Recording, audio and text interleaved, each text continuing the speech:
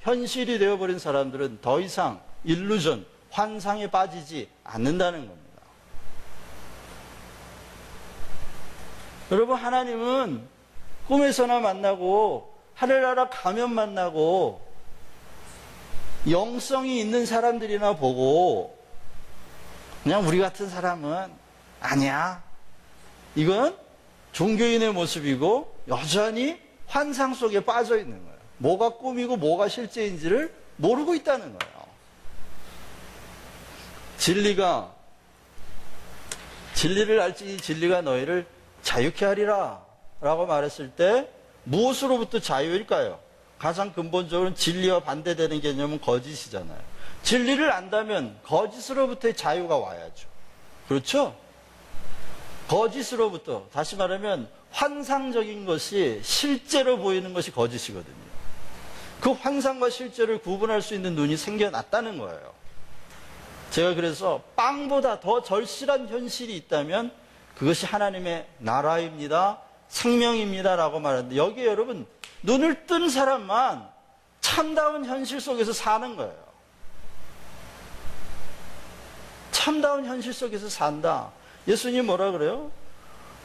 내가 부활이요 생명이니 나를 믿는 자는 죽어도 살겠고 살아서 믿는 자는 영원히 죽지 아니하리라 라고 말씀하셨을 때 그 말은 그 말씀 자체가 우리의 현실이 돼야 되는 거예요. 그 말씀 자체가. 그래 언젠간 안 죽게 되겠지. 그 말이 아니라 믿으면 영원히 죽지 않는다. 언제부터? 믿음이 찾아온 그 순간부터 영원히 죽지 않는다. 이 말은 현상적으로 우리의 몸이 죽지 않는다. 물리적으로 우리의 몸이 죽지 않는다. 그 말이 아니에요. 왜? 생명은 몸에 있는 게 아니라니까요. 생명은 우리 생명체 안에 있는 게 아니에요. 누구의? 창조주의 손에 있어. 그렇기 때문에 그 손에 붙들려 있는 영혼은 몸의 죽음을 경험해도 그 생명은 끝나는 게 아니라는 거예요. 이것이 진실이라는 거예요.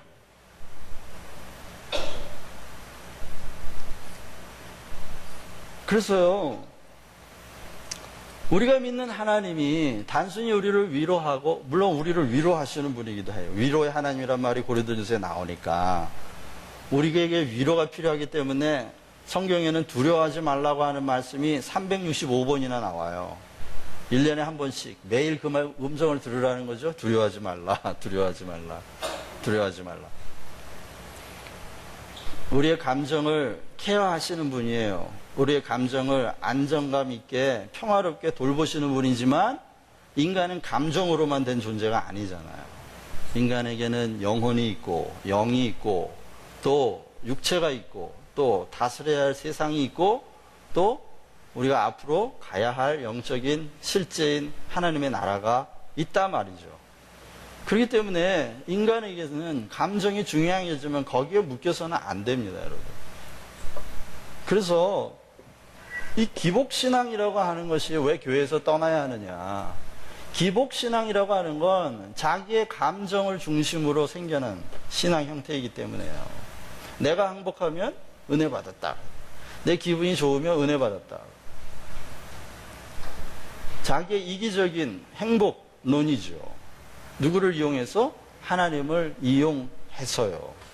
하나님을 이용해서 이기적으로 자기의 행복을 추구하는 게 기복신앙인데, 문제는 기복신앙이 교회에서 떠나야 하는 이유는 그 기복신앙이 하나님, 그리고 하나님의 행위, 하나님의 은혜, 하나님의 약속, 하나님의 생명, 기독교를 이루는 모든 가장 기본적인 중요한 컨셉들을 다 왜곡시켜 버린다는 거예요.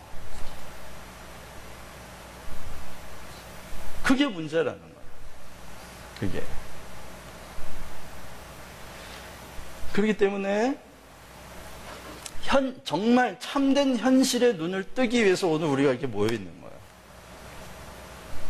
그런데 창세 이래로 지금까지 이렇게 참된 현실에 눈 뜬 사람들이 많지 않았다는 거야. 성경에 보면 아무나 이런 지혜를 갖는 것이 아니니라 하는 말씀이 나와요.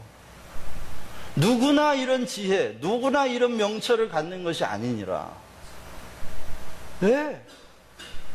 여러분, 그냥 이게, 뭐 이렇게 복잡해. 하여튼, 김도일 목사님 나오면 하여튼 머리 복잡하게 만들고, 그냥, 왜 이렇게 길어? 간단하게 그냥 적용만 얘기해주면, 이렇게 하세요, 저렇게 하세요, 이렇게 몇 가지로 얘기해주면 쉬운데, 그냥. 믿으세요, 순종하세요, 헌신하세요, 이렇게 얘기하면 쉬운데, 그냥. 의식이 어떻고, 존재가 어떻고, 막, 컨셉이 뭐고. 왜냐면요,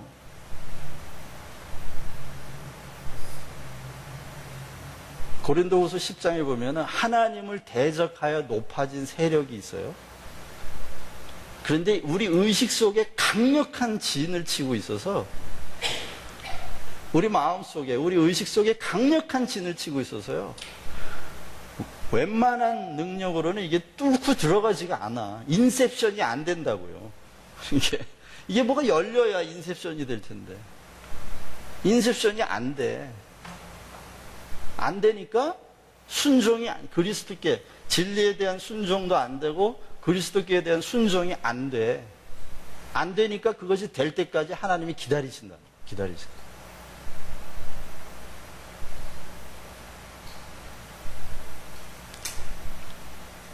제가 무슨 골이 비었다고 맨날, 저는 꿈속에서도 이런 생각을 하거든요.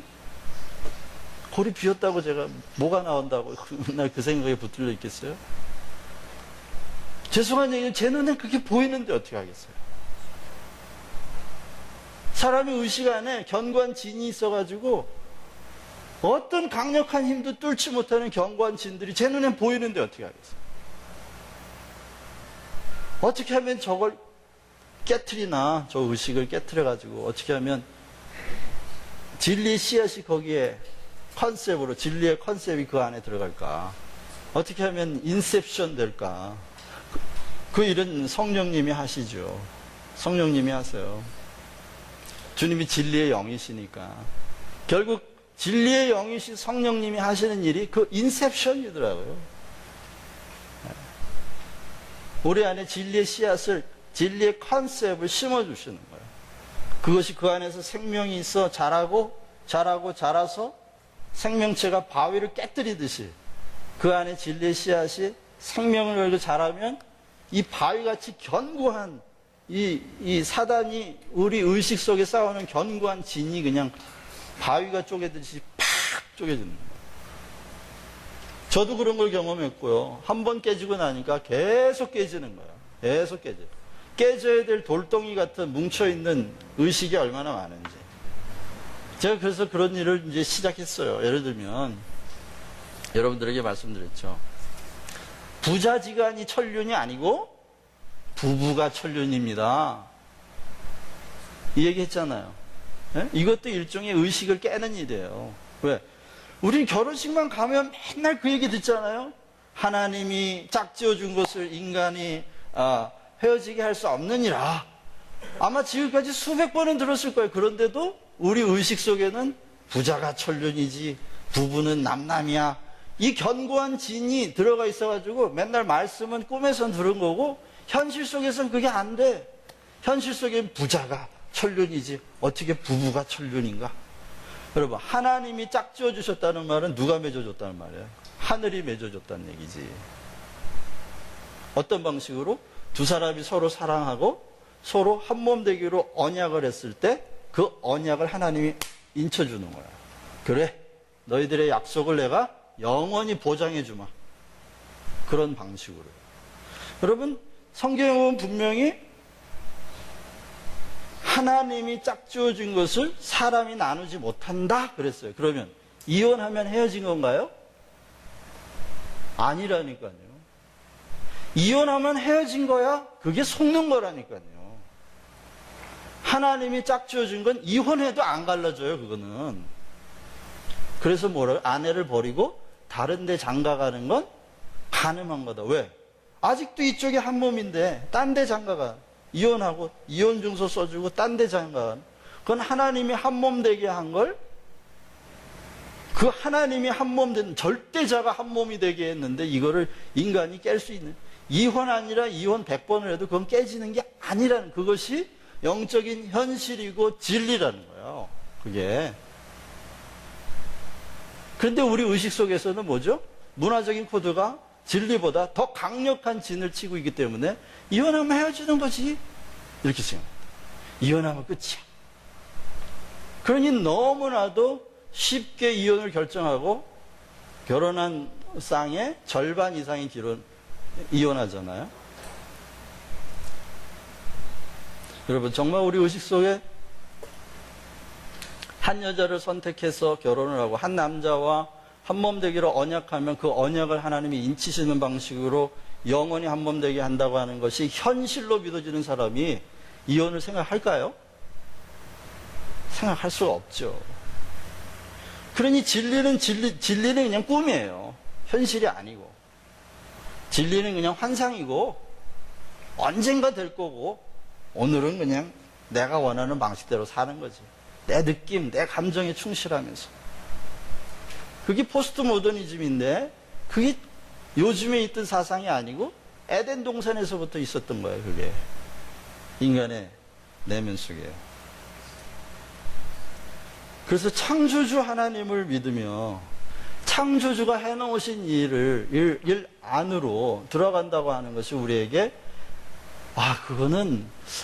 그거는 뭐야, 옛날 얘기, 그거는 옛날 얘기지, 내 현실이 아니야.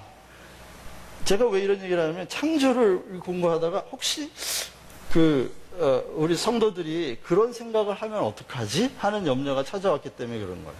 창조, 그거는 벌써 시간적으로도 수억 년 전일 수 있잖아요. 그건 옛날 얘기. 이렇게 생각하면 어떡하지? 아니에요, 여러분. 우리가 지금 창조를 공부하는 건 우리의 현실을 공부하는 거예요. 우리의 현실. 하나님이 창세 때 해오셨던 일이 왜 지금도 계속 반복되고 있거든요. 한 가지만 얘기할까요? 하나님이 빛이 있으라 하시면 빛이 있었다고 성경에 기록되어 있어요. 그렇죠? 그러면 빛을 만드셨으면 어둠이 사라지게 되는 게 당연 아니에요? 당연한 거잖아요. 그런데 왜 빛을 만들어 놓으시고 어둠과 낮을 나누시고, 어둠을 밤이라, 또 뭐죠? 낮을 낮이라, 여전히 어둠이 남아있게 하셨냐는 거예요. 그리고 저녁이 되면 아침이 되니 첫째 날이라. 그 얘기는 매일 아침 매일 우리는 어둠과 빛이 떠오르는 걸 경험하게 했다는 거예요. 그게 무슨 말일까요? 왜 그렇게 하셨을까요? 말씀드렸지만 창세기는 과학적 사실을 얘기하는 게 아니에요. 이것이 과학적 사실이라고 믿고 그것을 사실로 증명하려고 하는 창조과학회는 큰 실수를 하고 있는 거예요. 이건 고대인들이 발견한 진리이고 그들의 신앙 고백이에요. 창세기가. 창세기는 신앙 고백이지 사실의 기록이 아니에요. 그래서 그들은 그렇게 고백을 하는 거예요. 왜 하나님이 빛을 창조해 놓고도 매일 빛과 어둠을 반복해서 경험해야 했느냐? 하나님의 빛을 만드신 하나님의 창조 행위를 매일 기억하라는 거죠. 빛을 만드신 혼돈과 공허와 어두움 속에서 빛을 만들어 질서를 만드셨던 하나님의 창조 행위가 오늘 내 현실 속에서 경험돼야 된다는 거예요. 그래서 빛을 만드셨음에도 불구하고 매일 우리는 어둠과 아침을 반복해서 경험하면서 오늘도 창조주 하나님 아래서 내가 산다.